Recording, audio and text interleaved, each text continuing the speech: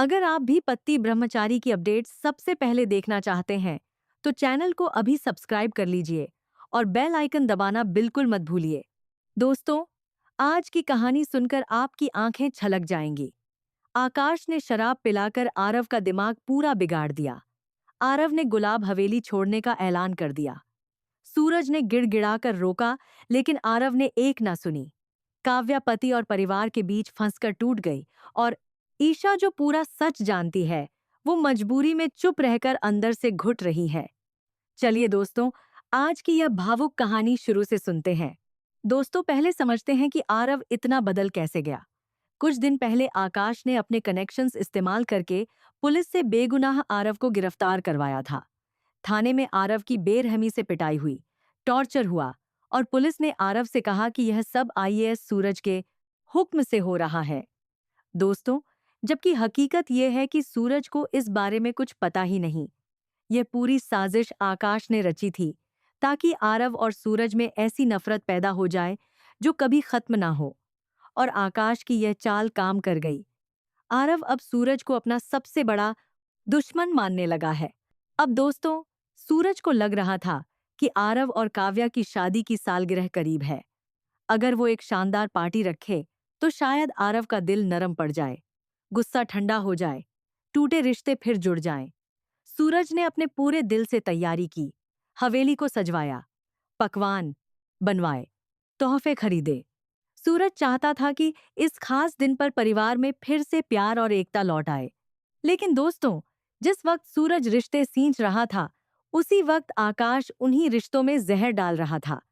आकाश ने एनिवर्सरी का बहाना बनाकर आरव को अकेले में मिलने बुलाया। आकाश ने पहले खूब दोस्ती का ड्रामा किया, आरव के कंधे पर हाथ रखा, उसकी तकलीफ समझने का नाटक किया। कहा कि भाई, तेरा दर्द मैं समझता हूं, तेरे साथ बहुत गलत हुआ, तुझे न्याय मिलना चाहिए। इन मीठी बातों से आरव का दिल पिघलने लगा। उसे लगा कि आकाश ही उसका सच्चा हमदर्द है। और फिर आकाश ने चालाकी से शराब का दौर शुरू किया। पहला गिलास, दूसरा, तीसरा। आरव नशे की गहराई में डूबता चला गया, होश खोता गया। और जैसे ही आरव पूरी तरह बेसुध हुआ, आकाश ने असली खेल शुरू किया। आकाश ने आरव के मुंह से उसका सारा दर्द, सारा गुस्सा, सारी तकलीफ बाहर निकलवा ली। और फिर आकाश ने वो जहरीले बीज बोने शुरू किए जो आरव के दिल में नफरत का जंगल उगाने वाले थे। दोस्तों, अगर आप चाहते हैं कि आरव की आंखें खुलें, तो कमेंट में सच जीतेगा जरूर लिखिए। आकाश ने नशे में धुत आरव से कहा कि तू कब तक सूरज की छाया में जिएगा, वो तुझे कभी बराबर नहीं समझेगा। तेरे लिए तू हमेशा एक मोहरा रहेगा, एक नौकर रहेगा। उसने तुझे इसलिए अपने घर में रखा है ताकि लोगों को दिखा सके कि देखो, मैं कितना नेक इंसान हूँ, बड़ा दयालु हूँ, गरीबों की मदद करता हूँ। लेकिन अंदर से वो तुझे कीड़ा समझता है। तेरा बिजनेस छीना, तुझे पुलिस से पिटवाया और अब तेरी बीवी काव्या पर भी नजर रखता है। सोच कितने दिन और यह सब सहेगा तू।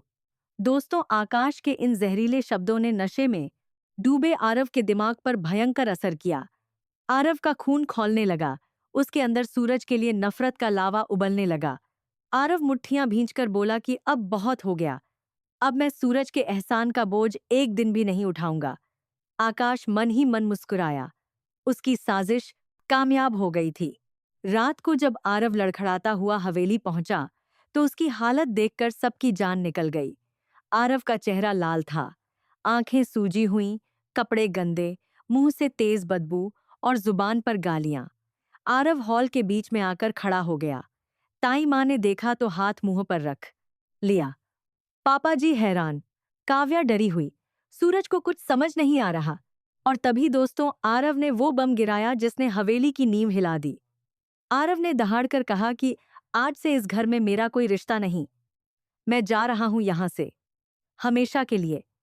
किसी के एहसान का बोझ मुझसे नहीं उठता। अपनी जिंदगी मैं अपने दम पर जीऊंगा। इस सूरज की दया मुझे नहीं चाहिए। दोस्तों, ये शब्द सुनकर पूरे घर पर जैसे बिजली गिर पड़ी। ताई माँ रोने लगीं। पापा जी दीवार का सहारा पकड़कर खड़े रहे।